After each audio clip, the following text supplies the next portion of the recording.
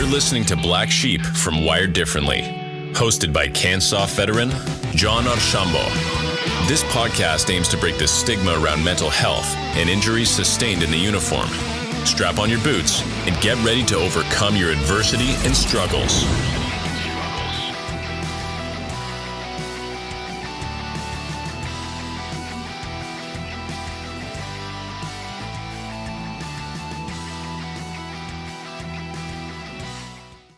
Welcome to the Black Sheep from Wired Differently. Tonight we have Pete. So Pete has like over 4 decades of service, which is kind of insane. So first thing first, thanks for your service. Number dos, you did 8 years in the military. You were airborne, you did reserve and full-time. You did 32 years as a police officer. The last 20 are part of SWAT team for normal reason. We're not going to say where you are because you're still active. Thank you for being with me tonight and chatting. I really appreciate that. Thanks for having me. So this is the first podcast you do. I'm very honored and I really respect that. I mean, you and I know each other for now, 2 years. When I was really angry at every police officer and shitting on everyone, you were one of them who actually were the good guys who talked to me. So I really appreciate that. But I want to show a bunch of things. And I mean, for multiple reasons, for the community's sake, that there's a lot of people who actually hides or suffer in silence. You're one of the leaders who actually have people under you, and we'll talk about the career a bit later. But what do you do? Because how many people you have under you right now? Now, I'm a supervisor with a 7-man team. Okay, so 7 bodies, 7 souls. How do you deal? And I'm going to just break the ice with mental health when it comes, right? Because I'm sure as a SWAT member, you must see stuff as well. You don't do only your hair to look good. So what do you do? What do you do when shit hits the fan, right? This is kind of the question here. And how do you deal with your people?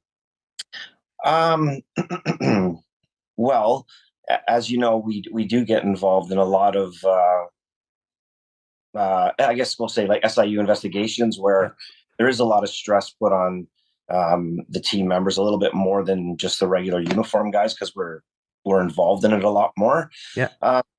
Definitely does play a lot, puts a lot of stress on individuals. And I find that some guys, I mean, it's getting better now, but I think some guys try to put up that tough front. You know, I don't need the help. I'm a SWAT guy. I can handle anything. But it's only as of recently where some people are starting to realize that they are asking for help, and, like it's, that stigma's leaving, but they're still at a crack. And basically as a leader, I think what your question was, as a leader, rather than, I guess years ago, we would ignore it. And I don't mean we as in me, but the leaders would ignore it and just kind of let the person figure it out themselves with their families and stuff like that. I personally, because of all the stuff I've been through, and I know what it's like when you're on the other end, I make a point of reaching out to them and getting the guy or girl down to them, by themselves, and try to see if I can help them, and try to bring them out of their shell a little bit and let them know that, I am there, and, you don't have to play up this big, tough SWAT guy or SWAT girl. And I find that has opened up a lot of communication with myself and the people under me or above me. Because nobody wants to talk about it. Like it's a lot better than it used to be. But, once you crack that barrier, then it makes things a lot better. And as a leader, you got to be able to identify when people are having problems, right? I make a point of checking my guys, like at the beginning of shift every time, just in a, not a direct way, just making sure they're okay, because I need to know that they're okay, because tonight could be that big call where I need to be okay. So I do try to build a close relationship with the people on my team, and not be so much of a standoff leader, if that makes sense at all. Leading by the front. The front, the rear, the side, wherever I got to lead from. But mostly front. Yeah. And do you see those red flag because you've been through stuff, or do you see red flag because you know your people so well?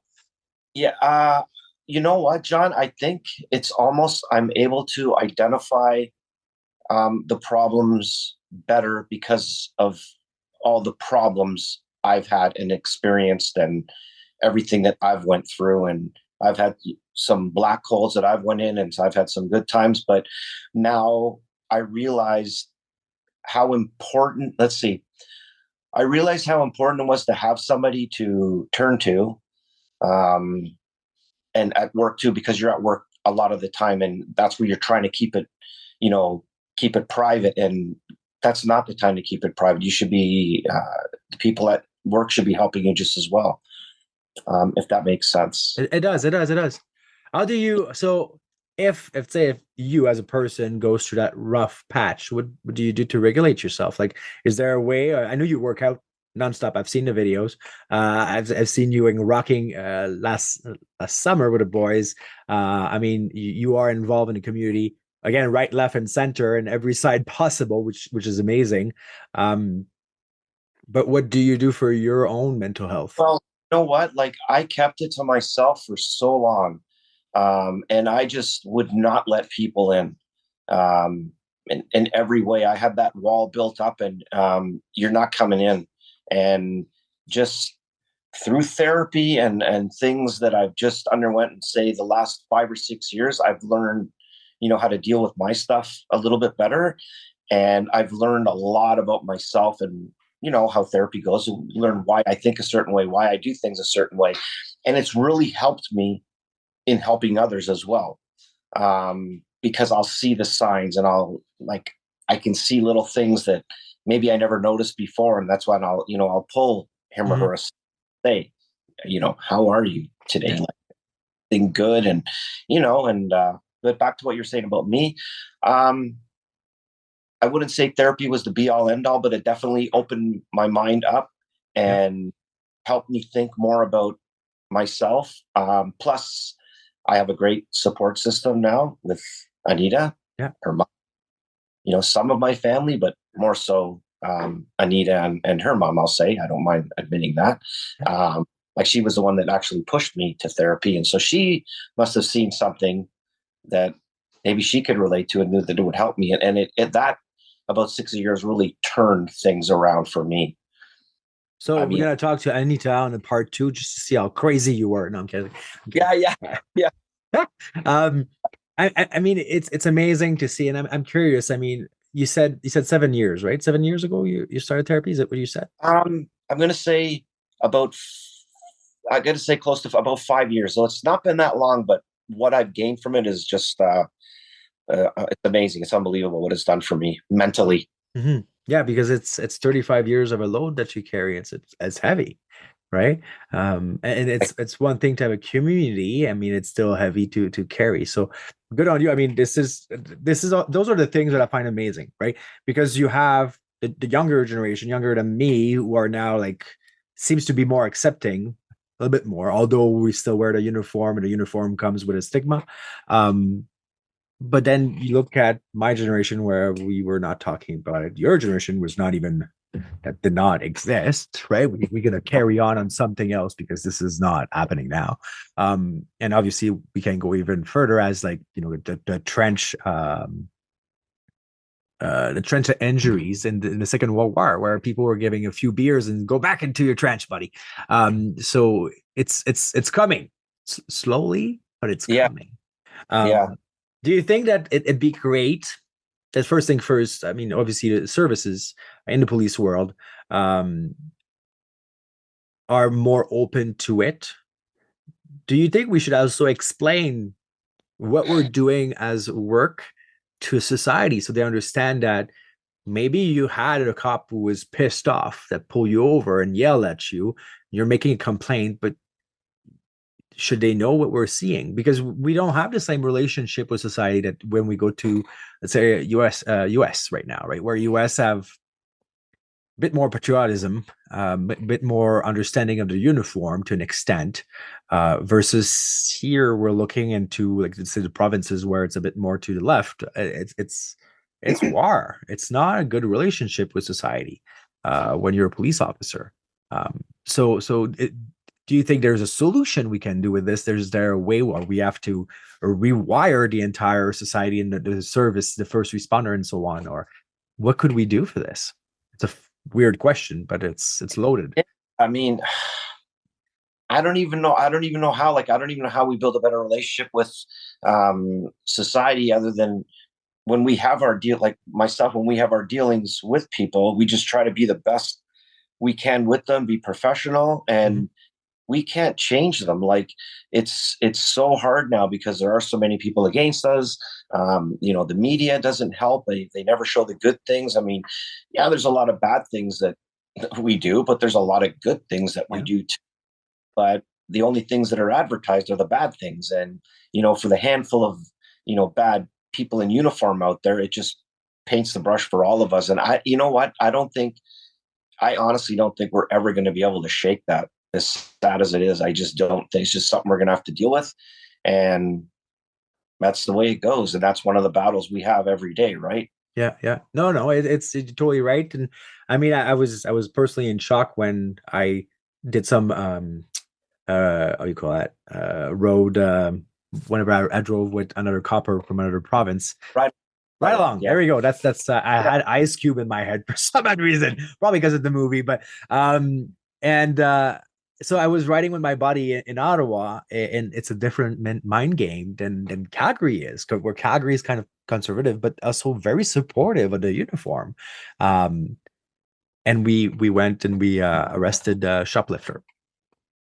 And I couldn't believe probably 10 person with their camera and their cell phone around us, like filming us. And I was like, what is going on here? He's like, buddy, it's fame, clout, and so on. And I'm like, what are you talking about? He's like, they're just waiting for you to do something wrong. Oh, yeah. And I was like, but for what? Well, there are 5 seconds of being an awesome person who video with their cell phone.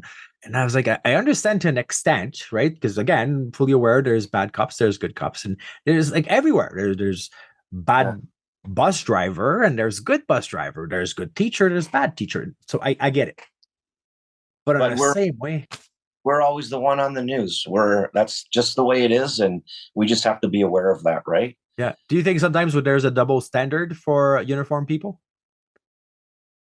What do you mean? So let's say that I'll give you an example. Let's say that tomorrow there's an officer from Regina who's drinking and driving, get arrested, right? And it says in the news, I don't know, Regina police constable so and so was arrested for drinking and driving.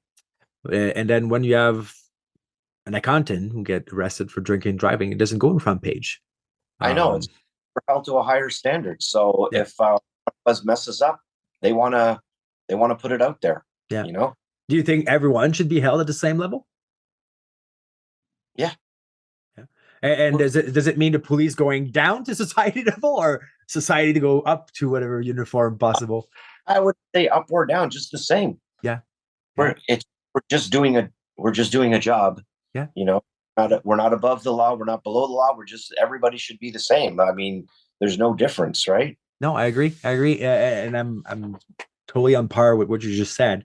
I'm just curious because sometimes they're like, some people are frustrated and angry at society, so there should be a same level.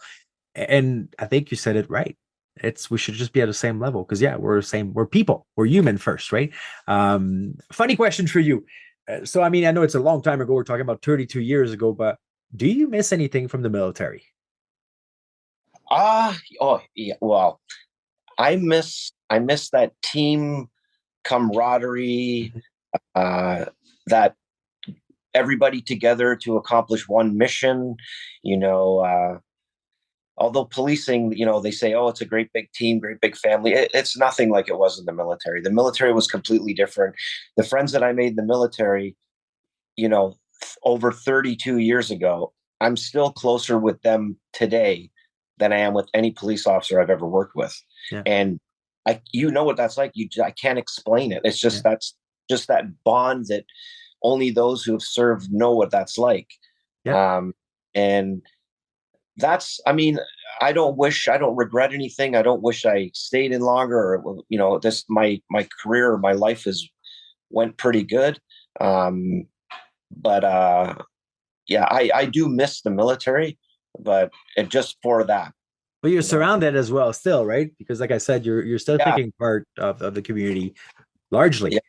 And now, and even just that recent rucksacking thing, like, now we're getting together with all these people that we've just met on social media. Like, we've talked on social media for years. Yeah. And it's just now I'm starting to see them face to face. Say, hey, you're so and so, you're so and so. Yeah. And although we're coming from different areas, different services in the military, different police forces, different whatever, Yeah. there's thing that connects all of us. And I can't describe what it is, but we just share a small part of our brain that's the same. And when we're together, it's just reminds me of the military, and it's great for my mental health too. Yeah. Like, Yeah. just like, like, this is good. Yeah. No, I totally agree. Yeah. I know you can relate to all that, but yeah. I mean, we talked about, I was telling you, I did a podcast with Stacy, and you're like, oh yeah, I met her on the walk. And I was like, yeah, I'm like, she's a fantastic person.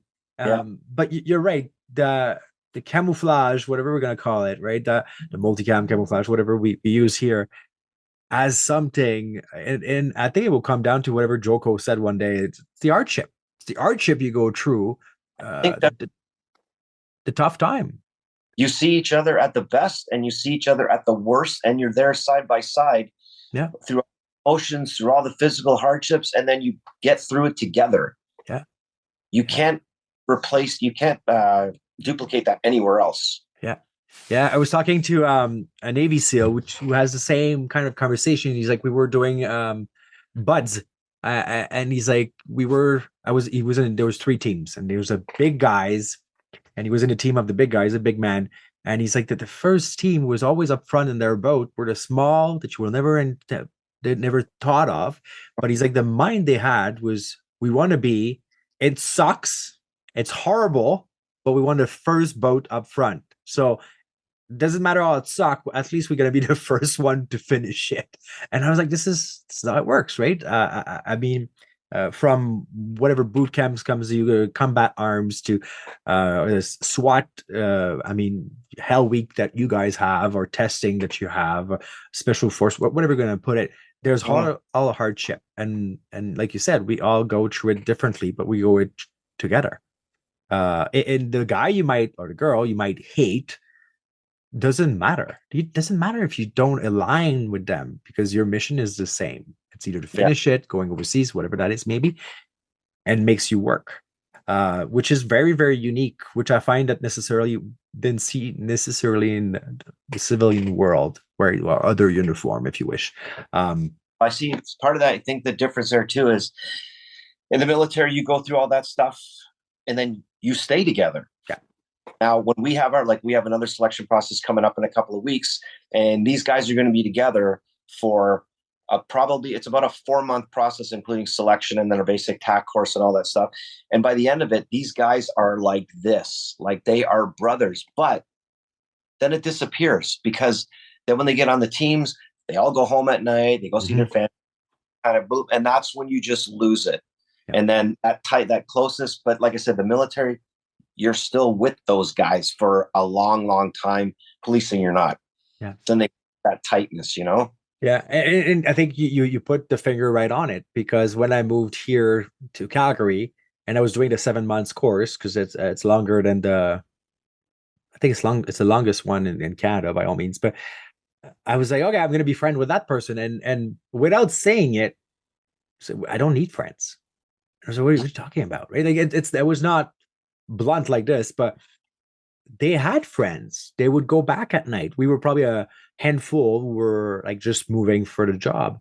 And the other one, and move as well within the town, because I think we had 4 persons from Calgary who were applying to become Calgary police, but they didn't need that extra social. They already had it. So why adding it up? And you put it very clearly. It sucks to be confined to your home. Or confined by your home, it's your barracks, right? It's not normal to be locked in. Now we're past COVID, so we can kind of necessarily say that exactly, but it remained that if you go back to your comfort zone, your safe place every night, you break that bond. For sure. constantly, right? So yeah, we don't live the same thing. I'm not saying it's best or worse or whatever. It's just Yeah. comparison. Just, Um, yeah. so you did. So this is the fun part. So you have 32 years. That means you have. We said 20 years in SWAT. Excuse me. And so did you do 12 years of street, or did you do something else in between, So, or? yeah, because where I work, they won't leave you in for that long of a time in a row. So like when I basically, if you want me to break it down, I did Yeah. 6 years, like 6 years on the road. Then I applied and went through. Then I got into SWAT. I was in 7 years, made team leader.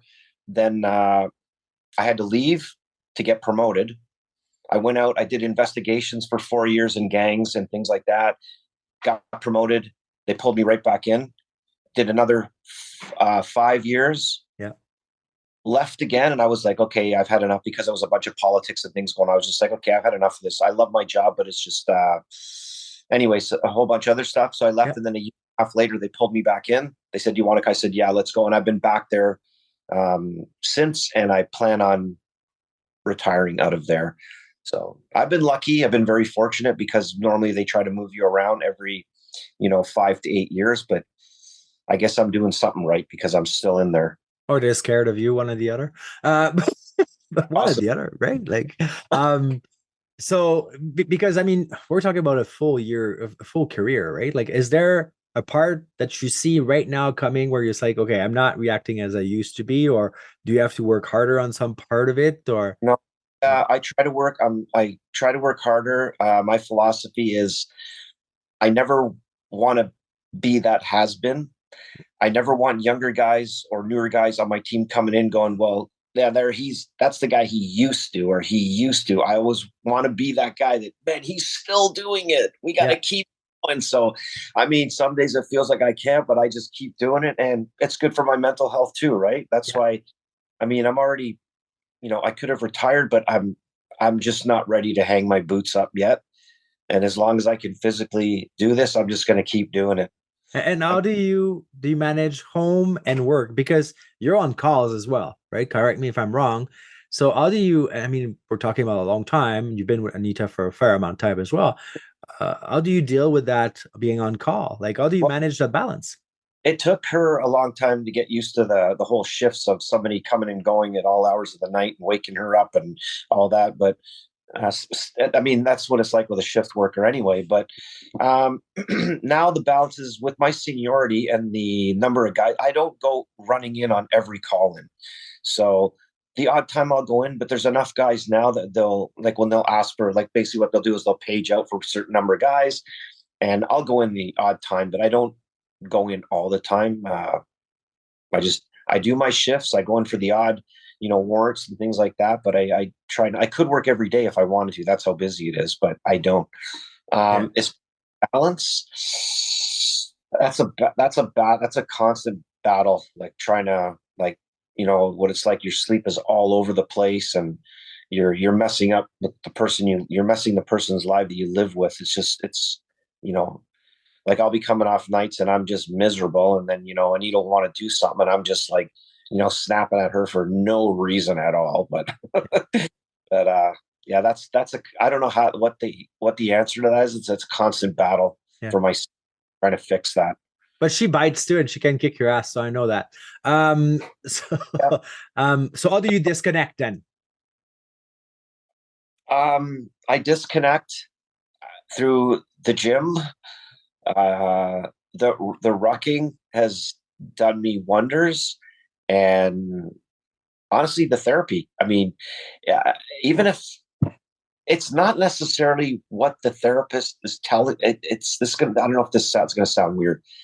The therapists are great, Mhm. but the thought that I'm actually going there helps me. Like I'll be thinking about it 3 days before my appointment date. Man, I don't even care what we're going to talk about, but I just know that, okay, at least I'm going to do something, and then I feel a little bit better after. So that gets me through a lot. Um, and then I've, broken it down to, not, I think I've told you about that, not trying to think about the future so much about my life and retirement and all, and just concentrate on, 1 week at a time. And, so I'm not getting overwhelmed with everything. And because that combined with shift work and just, there's so many things going on in my head at home. It's amazing because every guy that I talk to, every guy who actually we're talking about those top tier special forces or SWAT or whatever that is, you all say the same thing: small goals, small wins, one day at a time, one meal at a time. If it's for training or whatever hell week or whatever maybe, you all have that, and I think it's a beautiful mentality because it keeps you in the present, which is huge. So you're not lost in the past. You're not looking in the future constantly. You're because we talked about it, you and I, 2 years ago. I was like, "Are you gonna retire? Come here in Alberta. We're gonna be fine here. We're gonna have our barbecue, our beer, and so on. Going to go shoot guns." And the answer that you had is like, "I'm not there yet." And there was nothing about tomorrow. It was just I'm not there yet. And I was like, "This is fair." That's what was really that was. I still struggle with that. I will try to think about further down the road. Okay, what am I going to do in a year? What am I going to do in 2 years? And now I'm trying to really hard just focus on 1 week at a time, and just free up that headspace. Because if I start thinking about too much in the future, I just start anxiety come in. Yeah, big time. And then start taking out my anger and things like that. But all that kind of stuff. But yeah. I'm curious about, I know you have a daughter, and I'm going to ask you that question if you don't want to answer, but we're going to just shift. I know it's family and it's different, but do you know how your daughter feels when she look up at my dad is a SWAT member? Like, did she ever brought someone at home and you're like, I'm not gonna, I mean, what is it? How does she see that? Right. Had several with some of her boyfriends. I said, everything is going to be fine, but you better treat her good, or everything's not going to be fine. Yeah. And they were always afraid of me anyway, all their boyfriends, because I think not that she's had a lot of boyfriends, just like, and I would just be kidding, but I guess they come across a little bit seriously when I'm kidding with them. Yeah. But I don't think my daughter goes, "Oh my God, he's the SWAT guy." But I know I know she thinks I'm crazy and things like that. But she's like a mini me anyway, so she can relate. So we're still pretty close. Yeah, no, and you look alike. I mean, no, I'm just curious because I mean, my kid has 5 years old. Is like, oh, police officer, and oh, military officer. But I mean, I think they still have. Yeah, we're crazy. I'm not gonna take that away. It's fine. Yeah. But there's something that they see that change, right? Like, as for example, you're serving the society where you are at, the city where you're at, and you're risking your life on many freaking calls. So yes, we're crazy, but there's something beautiful within it. I think that is our kids. My kid doesn't see, but your kid probably see because she's not 5 years old anymore, which is amazing there as well. If she would have said, "I want to be a cop," what would you have said?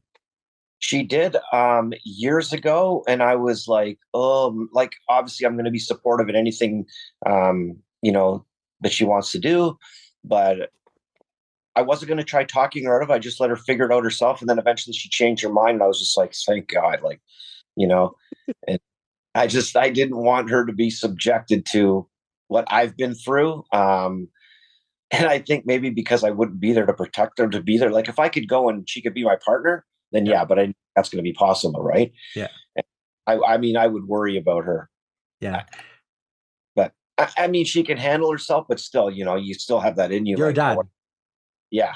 Yeah. No, I get that. It's funny because I talked about that to another podcast, and we were talking how parents don't necessarily understand fully or don't want on purpose. It might be avoidance, right? But parents don't necessarily want to understand if you go through trauma and you talk about it, they might not want to hear this because you would love to save your child.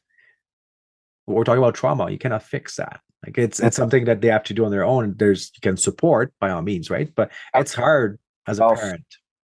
Yeah. They have to figure that out themselves, and we can just guide them the best we can, Yeah. And I think it's the best word as parent. That's what we are. We're guides, right? Because it doesn't matter the age. If you tell them go there, there's a good chance they're going to say, I'm going to go that way instead, right? Yeah. It's just to test the adulthood or test the parent or whatever the hell maybe. My son's he's French. That's his French side.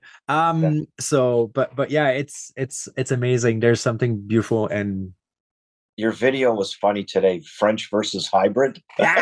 Yeah. I've been joking about that because I mean, he's not English Canadian. There's a bunch of Canadians who's going to say there's no such thing in French or English Canadians, which is Canadian. I agree. Yeah. I Yeah. agree. But you spend 12 years in the military in English units, you're gonna understand that you're being joked around. Move to Alberta and work in the Yeah. police world. You understand you're French. You're not French Yeah. Canadian. But Yeah. yeah, and we joke around. My son understand now pretty good French Yeah. because he goes to French school. But I told you that before, and you met my kid. Yeah. Not the new one, but the number one. Yeah. And when my parents came, my parents are true Quebecers, right? They don't speak English, and by choice. And it's not that they're retarded; they speak multiple languages. It's just by choice. And Yeah. my mom was speaking to him, and blah blah blah. Or it can be, "How are you? I'm glad to see you." And he was like, "What did she say?" I was like, uh, "Hi." So we make the joke around, and he still doesn't speak much to me, but he understands what I say. So it's very, very interesting to see how kids they're sponges, man. They understand so much, and to the extent I think of trauma. Um, as simple Oh, as I mean, I had a trigger, a first flashback in probably a year and a half, not a long time ago, and I screamed, and he took it on him at first, right? Because kids, they all think it's their fault first. I had to go to his room and I had to say, like, buddy, dad's not angry at you.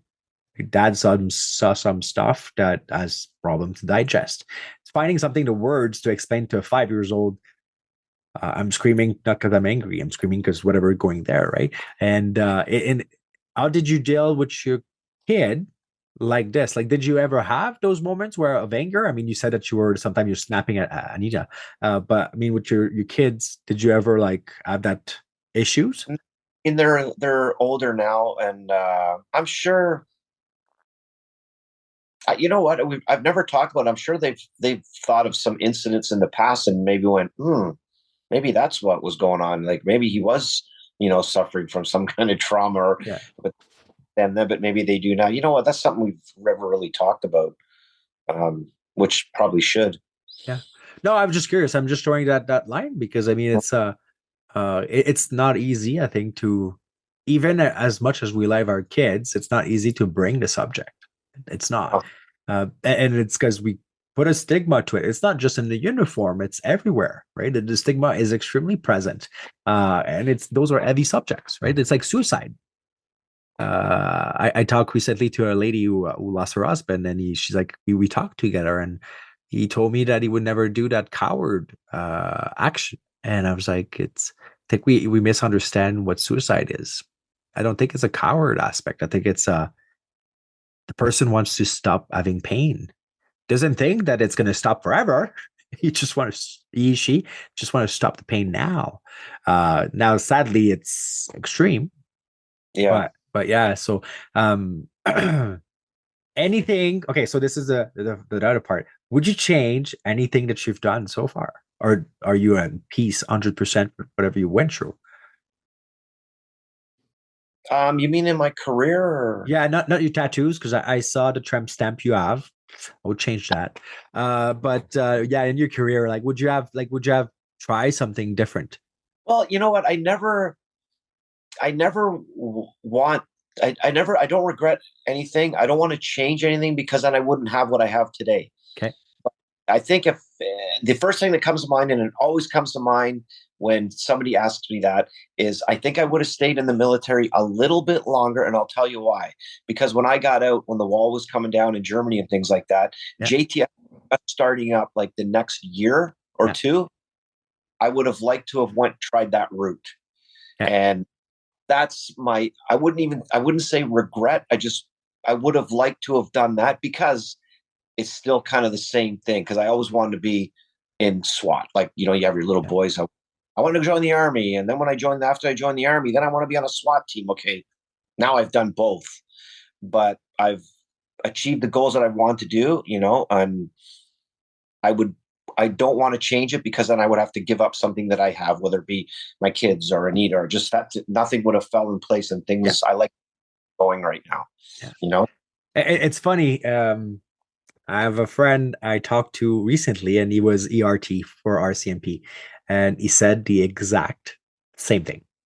Yeah. in the military. He switched to our CMP, went our ERT, and he's like, I would have loved to try, just to try.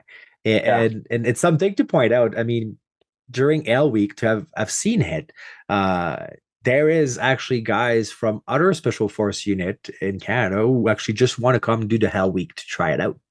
Yeah. Just to test their body. Can I make it to that one? Which is for some probably insane, but there's a self competition that happened, and I think you mentioned it not directly, but just a bit earlier, where you were saying, I don't want to be that guy who used to be there, so I'm going to push myself to an extreme. So you Well, are constantly in competition with yourself. You can relate to that, and that's one of those other things that, with all of us guys, have that small part in our brain that we're all connected. Is that's a big one that I don't think a lot of police officers have. They want, like, I want to test myself continuously. Yeah. I want what I can do. And I felt I did that in the Army, and I missed that part of pushing your body and mind to the point of breaking, but not breaking, just to see how much you can take, if that doesn't sound too crazy. But you don't get that same rush in the policing. Yeah. And you know what? You point out something that is awesome, because I was in therapy.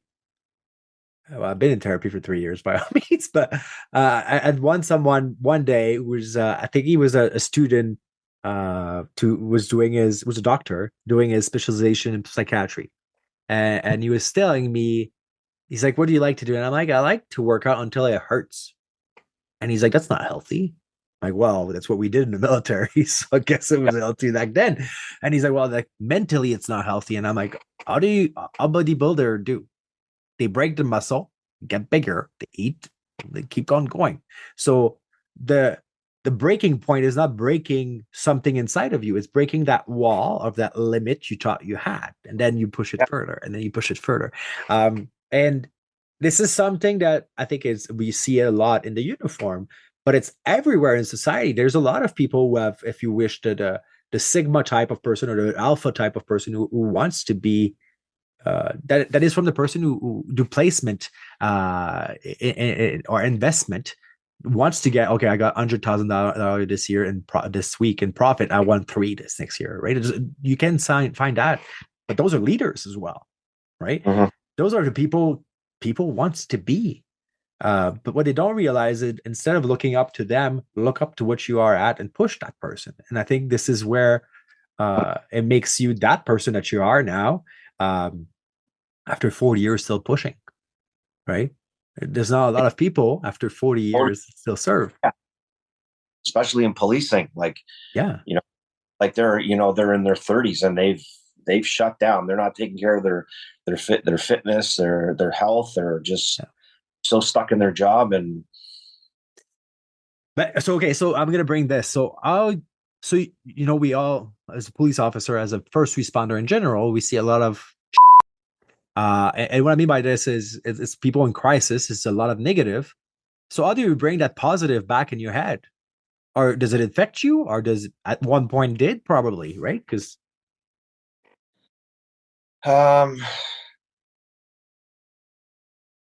well, I see that could open up a whole bunch of other stuff. But you mean dealing with crisis all the time? I think it used to bother me in the beginning. Yeah. But I've learned to, how it is. We learn how to separate it, and we can't fix everybody. Yeah. And basically, when I'm there as a police officer, that I'm just going to be a temporary help to you right now anyway. Yeah. So I can't be taking their problems away with me and starting to try to figure out, because I'm probably never going to deal with them again. But seeing that we deal with people in crisis all the time, like that is the majority of our work. Although we are doing, high risk things and weapons and all that, I'd say the majority of work is people in crisis. Yeah. The mentally ill and things like that. And I don't think it affects me, but it probably does, right?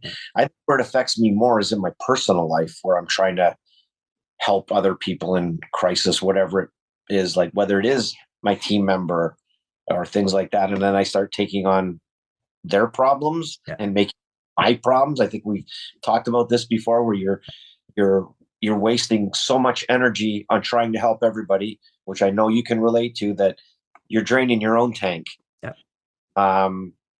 And there has to be a balance where you find where you're taking care of yourself and not necessarily being selfish, but maybe not offering the help as much and maybe wait till they ask for it. You know what? There's a difference. Like, instead of just going, I can help you, I can help you, I can help you. Just let me work on myself. And if you do need my hand, then ask, then I'll help you. But just to find me in there and think you can save the world. And I know I'm rambling a bit, but that's one of the things I'm working on right now is working on myself a little bit better. But I think it explained why 3 days prior going to therapy makes it good, right? Yeah. Because I'm doing it for me, right? Yeah. And then I explained that rounds out back there. Because you're right. I think we're fixers, right? And obviously I find it fixers as sometimes just a band-aid. As a police officer, right? Because we cannot fix everyone. And you're right. If it's the person you stop from committing suicide that night, might do it the next day, you don't work, right? So it might happen.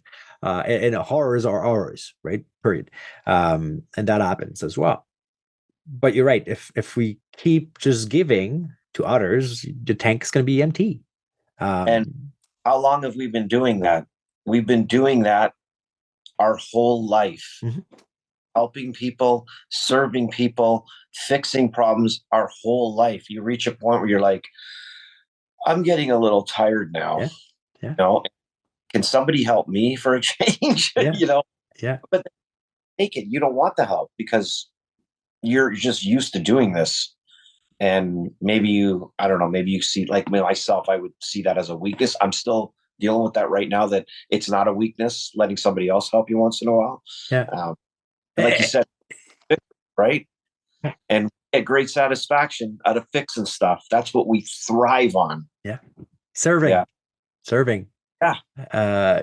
Which is, I think, the most, it's not a salary, but it is. Yeah. Right? You have a true victim that is suffering, you're helping, and you're finding the solution for the time being. It's a win.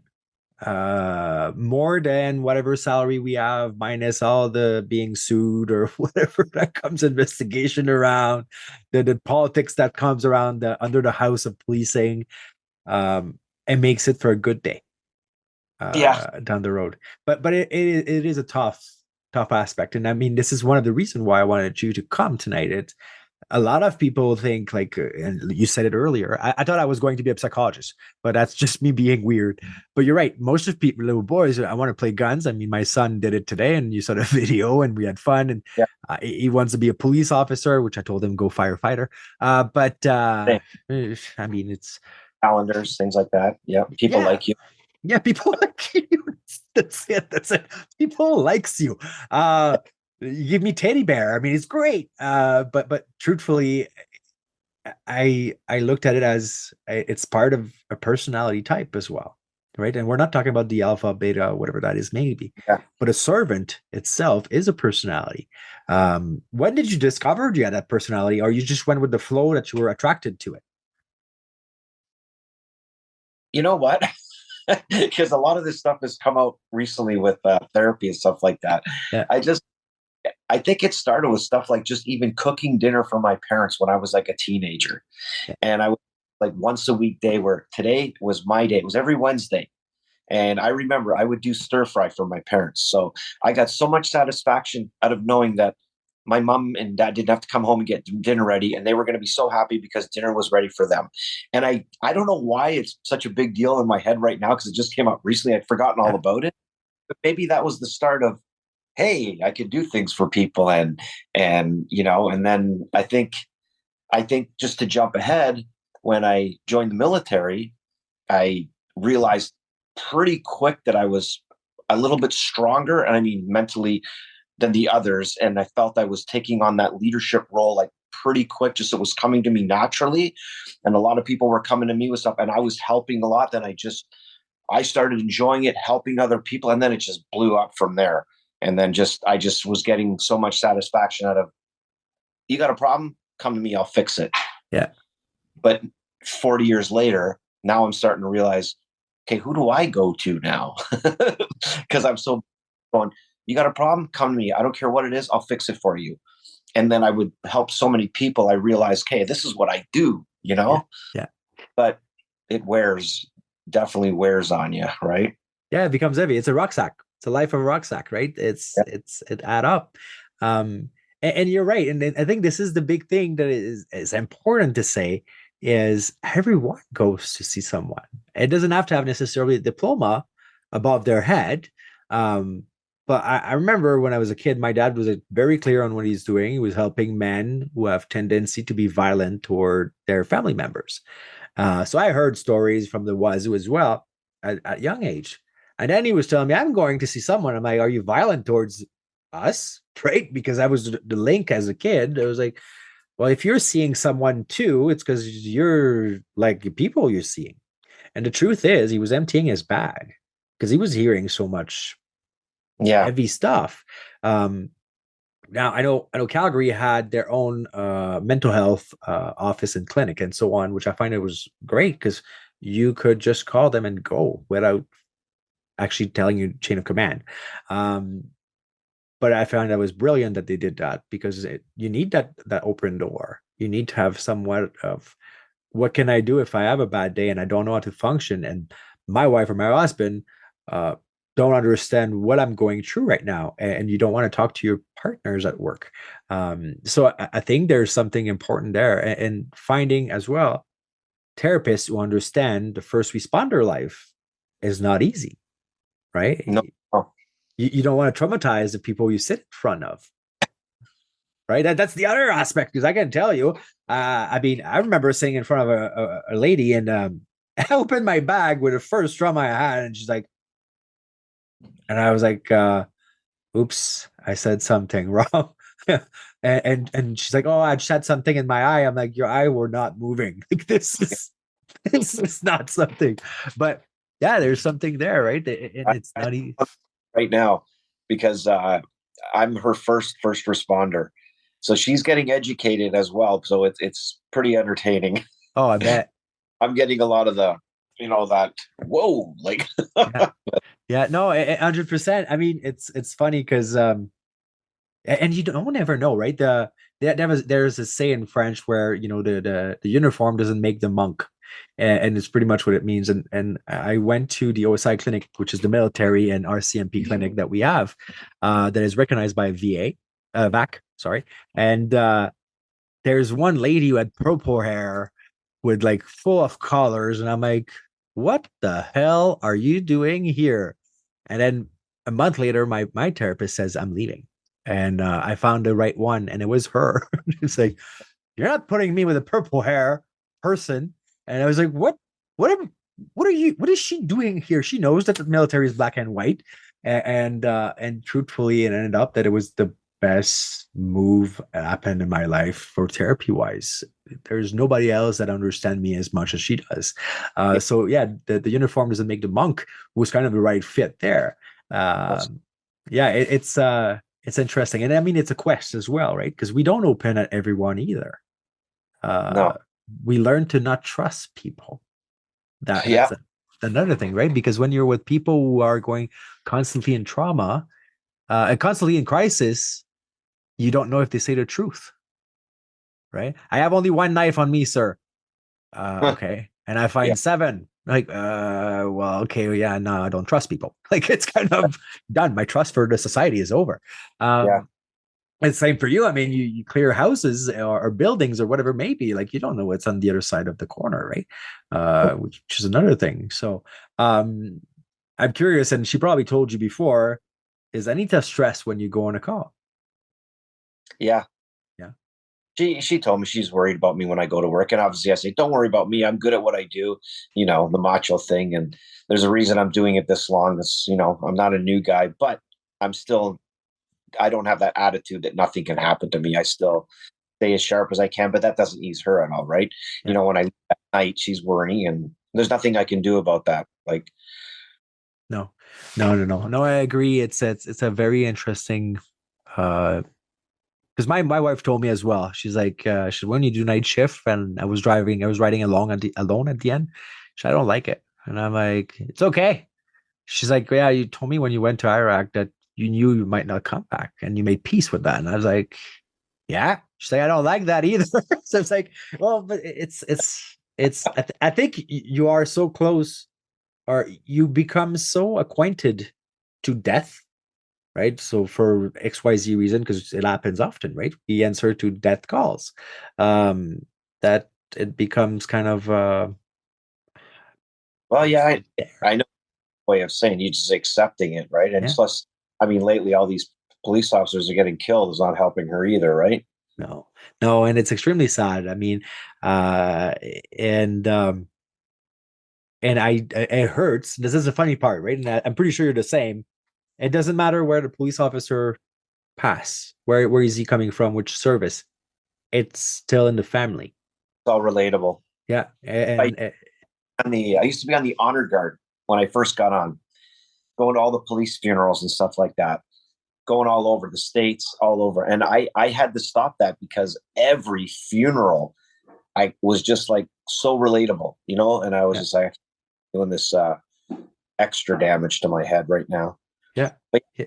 it doesn't matter where they're from, they're still wearing the uniform and still doing the same job. And Yeah. Yeah, and it's Canada and US, you're totally right, or allies base, whatever that is, right? I was talking to a surgeon from US, and he's like, we just put our chief to bed. And I was like, what were you talking about? He's like, he was answering a call with a constable, like a young constable, and he got shot first. And it was an ambush. I don't remember which state it was by all means, but and I'm like, we're different country, different culture, but it still hit home. I was like, how do you feel, man? Like, he's like, it's our chief, man. It's even some of these ones, they've been, you know, a few, not to get in all this stuff, but they've been a yeah, few gotta like you can't even prepare for that.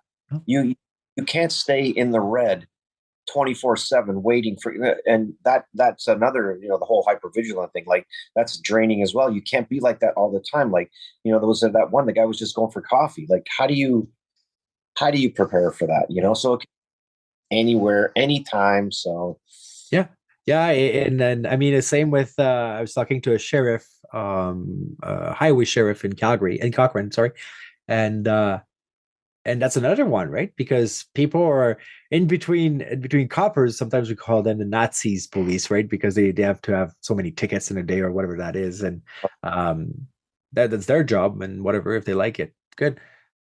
But if there's something that you don't know how it's going to turn out, is it pulling over someone? You never know what is in the car. You know who owns it, right? But that's it. You don't know how many people there's in a car, if there's guns, if there's anything, and you don't know what kind of that person's having or what he's going through right now. yeah. Well, look at the Sergeant Andrew in Calgary who got dragged by a 17 years old. Mhm. Like, you're not covered. The guy was just doing he was just doing a T stop. So, yeah, it's an interesting job, and I think sometimes, I, I mean, the show Cops did not necessarily help. By all means, I Yeah, think the intention was good when it started, but yeah, what it made it worse. But I think it'd be great to see eventually, not necessarily police officer who are still serving, but after the fact, like that we have a form of documentary, like what is the hard time you have, because it's not always easy. Yeah, or I mean, if you have to take kids away, I remember that, taking kids away from a mother, oh, it's horrible. mhm. It doesn't feel right, right? Doesn't matter, the order you get doesn't feel okay. But yeah, so anyhow, so that's another rabbit hole that we can actually dig for a long time. They We should can just, You know what they could do too? They could do instead of having cops, they could have a reality show with cops off duty. yeah, yeah, Maybe humanize the badge a little bit, you yeah. know? There would be a lot of dark humor, Oh, which might not be accepted 100%, but I mean, it still, as of today, my wife's like, did you really say that? I'm like, maybe. yeah. Like, I need to, your humor is not funny. And I'm like, you don't think so, but Peter does.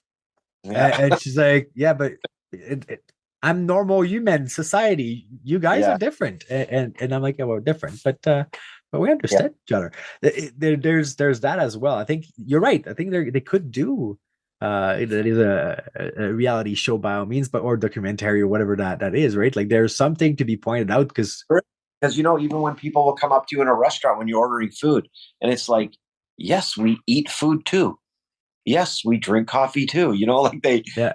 or they'll come up and just stare at you and look at you like you're an animal in a zoo. I pay Like, you salary. yeah, yeah, well, that's Yeah. yeah.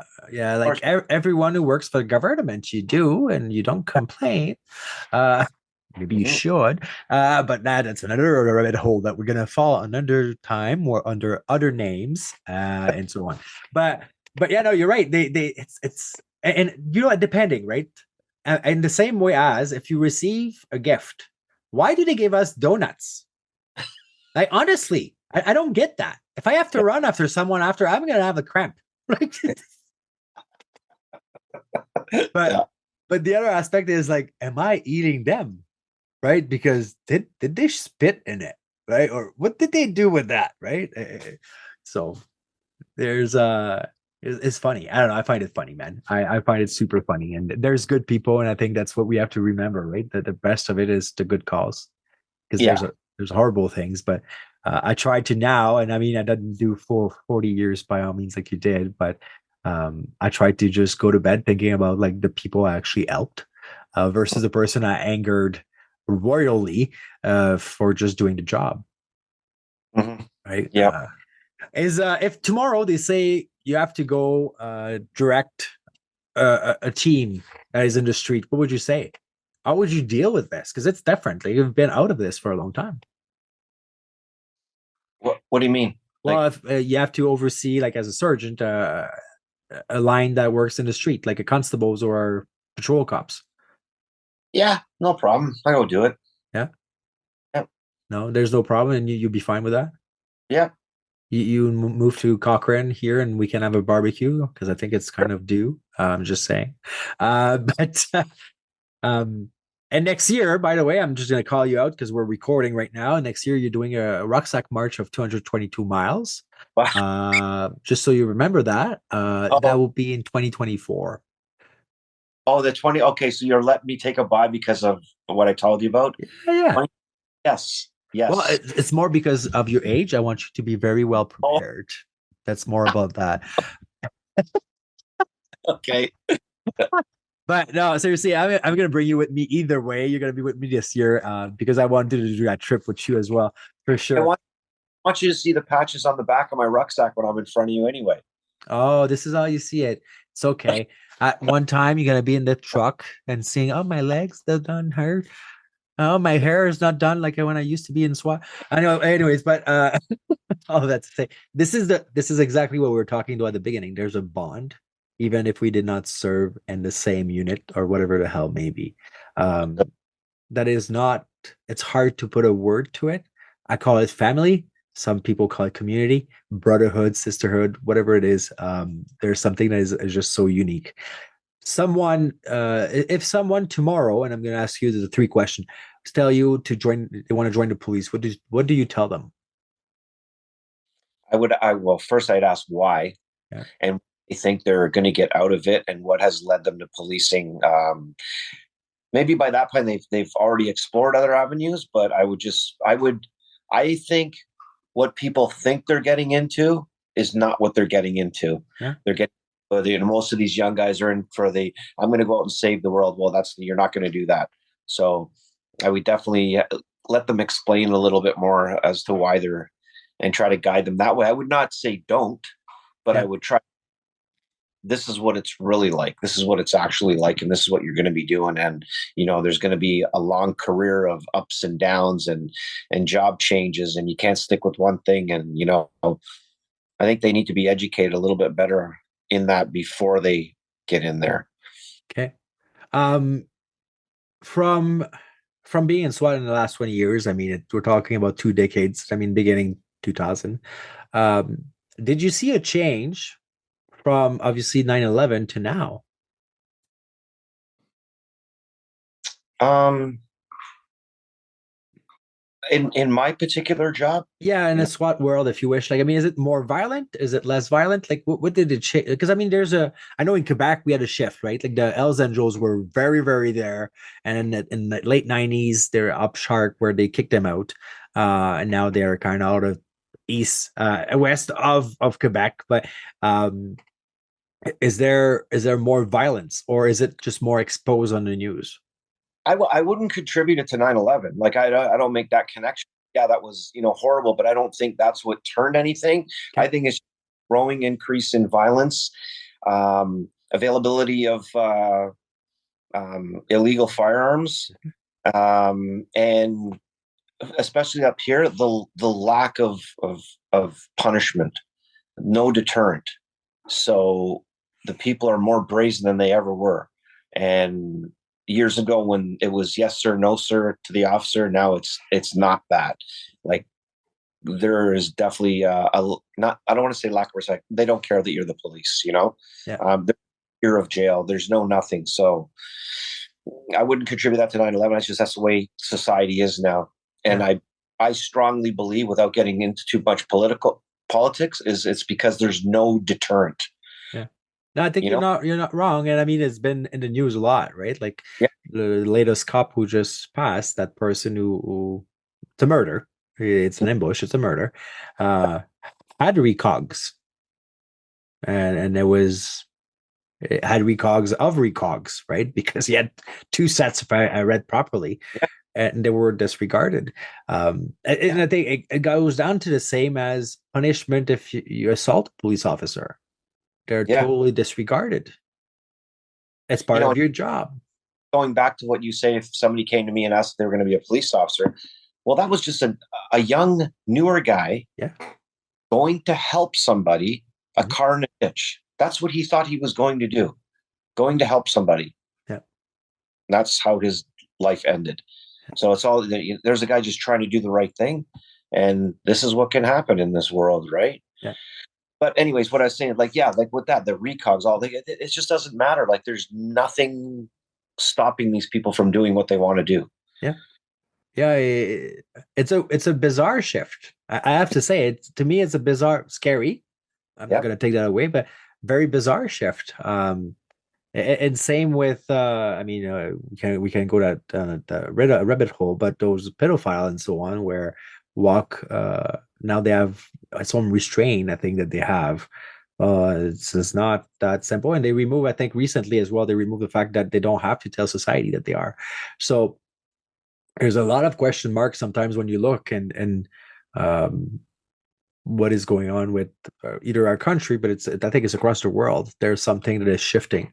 I don't know. Hopefully it's a pendulum and it goes back to the other way soon enough. But wow, so it's gonna get worse before it gets better. Well, I'm hoping that we're in the worst now. Well, I don't know how much worse, but yeah, it's I think this is where, as well, as a parent, it gets scary, right? Because you're wondering, like, you hope that your kids won't go through anything like this, right? And we could talk about US as well, right? Because US have shootings, right? And I kind of and this is dark humor by all means, but I saw a meme yesterday. I think it was a reel or whatever. It's on Instagram, and you have a UK person who's pointing a school, and he says, "This is a school," and then he goes into US and he sees this is a range place, right? And I was like, this is harsh, right? But they have a lot of shooting, right? Like and I don't necessarily think it's all legal firearms either. I know the firearms I dealt here was from US, right? So and we have to find better ways to deal with. There's so many things, like we could tell that we have to break the entire system down to rebuild, but that would take centuries. I think as a society, we have to learn how to protect ourselves as well. First thing first, right? Because it's not all pink and fluffy and beautiful and unicorns and rainbows. But yeah. Okay, so the other aspect is, and I will ask you, because I had those people reach out to me saying, you were in special force, like, I'm joining the military for this. And I'm like, okay, so what would you say to the person who's like, I want to join the police to be a SWAT member? Like, same thing. What do you like? Like, of course, I'm not gonna say don't, but again, it's not as simple saying, yeah, sure, go ahead. I would say, like, what I do this with all guys, because we go through this right now. Like when people come up to me and they'll say, yeah, I wouldn't mind trying out SWAT, but okay, why? What do you think it is? And like I said, like policing and like SWAT, what people think it is not what it is, you know. It's not all movie stuff, you know. Yes, there is a little bit of that, but you know, there's a lot more to it and a lot of work that goes into that. And it's not just about, you know, coming in and, you know, getting the hair gel and get the Kicking short doors. kicking doors in and smiling for the camera. You know, there's a lot of work behind the scenes, and some people don't know that till they actually get in. Yeah. So yeah, I would I obviously I encourage anybody to come and try, but it's not for everybody, just like policing isn't, right? Mm-hmm. No, I know. I said to that kid, and I mean he was he was in late teens. And I was like, just start to be a soldier first. And so what are you talking about? I'm like, he's like, this is what I want to go. I'm like, yeah, but you need to know the roots first. And the roots is, I call it make a sandbag, right? Make a sandbag first. Learn how to make a sandbag in, or do a trench, right? Dig your trench first, and then you learn how to do the next thing, right? To be a cop, you need to be a cop, a patrol cop first before being a detective. Same thing, right? You need to learn the roots before going up. My own knowledge. I reached out to me recently to kind of a similar subject. The son is 21 years old. Yep.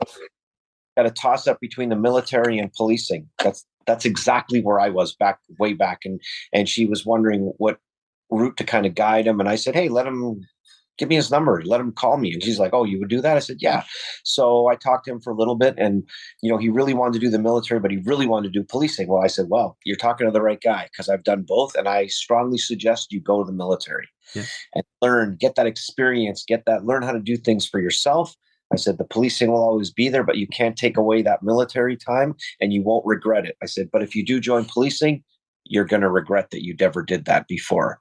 Because I still work with a lot of guys now that wish they had done military time, just because they just, but they chose not to. And anyway.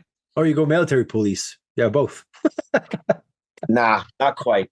There's something, okay? Military police. You know what? Like I'm looking at it. So I looked to go back in it because I was missing the military when I was a city cop. And I was like, you know what? They have actually the best, they have access to the best training. They're true. Because they have the time, right? Let's be honest. They do have the time, which is not the same thing as a normal cop.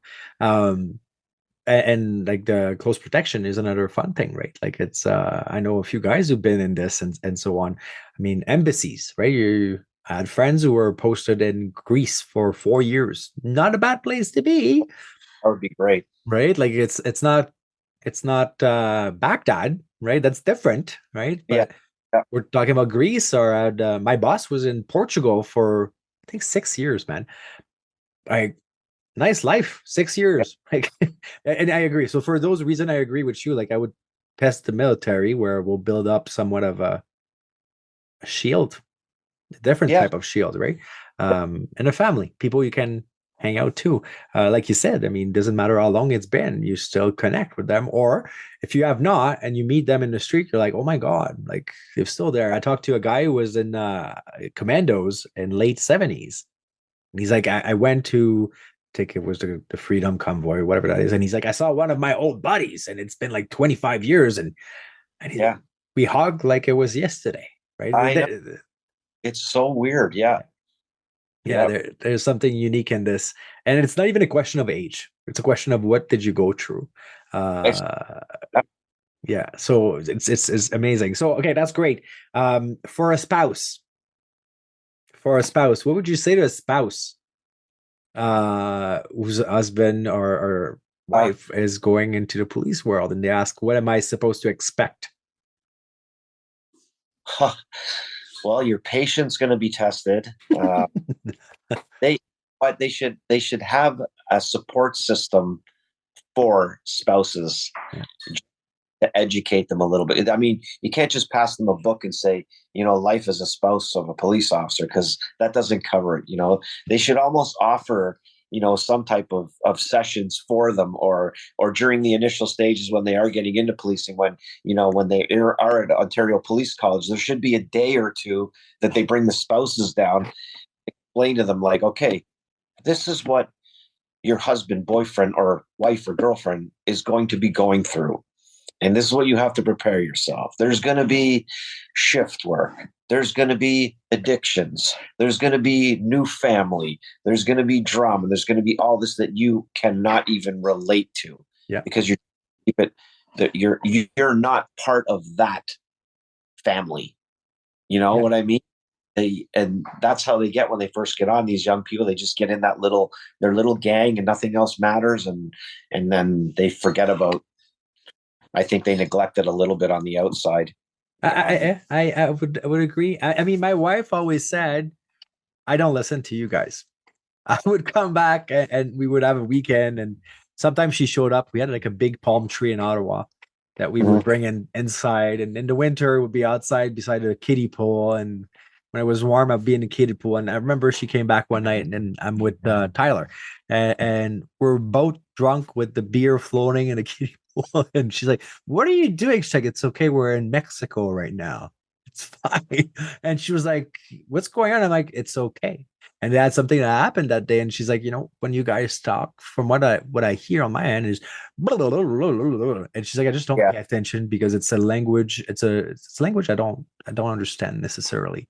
And for many reasons, right? Like, one, I did not at the beginning bring her into it. I didn't want her to be exposed to those things as protection, which I think made it worse, right? Where it comes down to what you just said, right? They are not involved. Which is a big thing. It can be very damaging, right? Because it's communication. That's what the first thing you need in your relationship is communication. But yeah, no, and she's like, the police was the same. You guys starting about 10 code, and she's like, am I supposed to learn this thing? I'm like, I start talking this jargon, and yeah.